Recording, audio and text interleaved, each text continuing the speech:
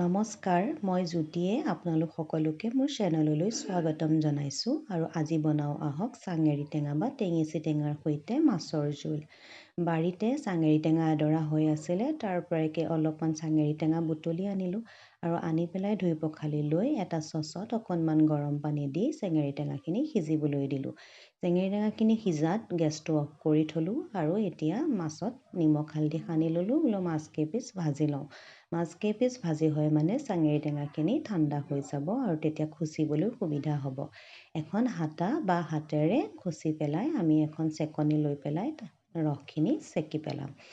আৰু তৰকাৰীখনত দিবৰ কাৰণে মই 2টা আলু বইল কৰি ল'লোঁ। আলুকেইটা বইল হোৱাত পিটিকি লৈ পেলাই এটা কেৰাহীত তেল দিলোঁ, দি তাতে কেইটামান সৰিয়হ ফুটিবলৈ দিলোঁ আৰু পিটিকি ৰখা আলুখিনি তাতে দি দিলোঁ। দি জোখমতে হালধি দিলোঁ, দি পেলাই চেকি ৰখা ৰসখিনি তাতে ঢালি দিলোঁ। দি তাতে আৰু অলপমান পানী যোগ দিব লাগিব, যিহেতু তৰকাৰীখন ঘৰৰ সকলো সদস্যই খাব পৰা হ'ব লাগিব।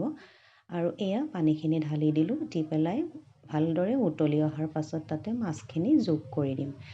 সৰু থাকোঁতে আমাৰ আইতাই এই তৰকাৰীখন বনাইছিলে আৰু খাবলৈ খুবেই ভাল লগা হৈছিলে আৰু এতিয়া মই নিজেও এই তৰকাৰীখন বনাওঁ আৰু নিজৰ সন্তানক খুৱাওঁ, সিহঁতেও ভাল পায়। আৰু এতিয়া ফাগুনত যিহেতু চাৰিওফালে শুকান শুকানময় পৰিৱেশ হৈ আছে আৰু এতিয়া তৰকাৰীখন খাবলৈ খুবেই সোৱাদযুক্ত হয়। আৰু এয়া আমাৰ তৰকাৰীখিনি উতলি অহাত তাতে মাছ দিলোঁ আৰু মাছখিনি ভালদৰে ৰস ওলোৱালৈকে উতলিবলৈ দিম আৰু এয়া তৰকাৰী হৈ গ'ল আৰু ভাতৰ লগত পৰিৱেশন কৰিম এতিয়া। আজিলৈ ধন্যবাদ।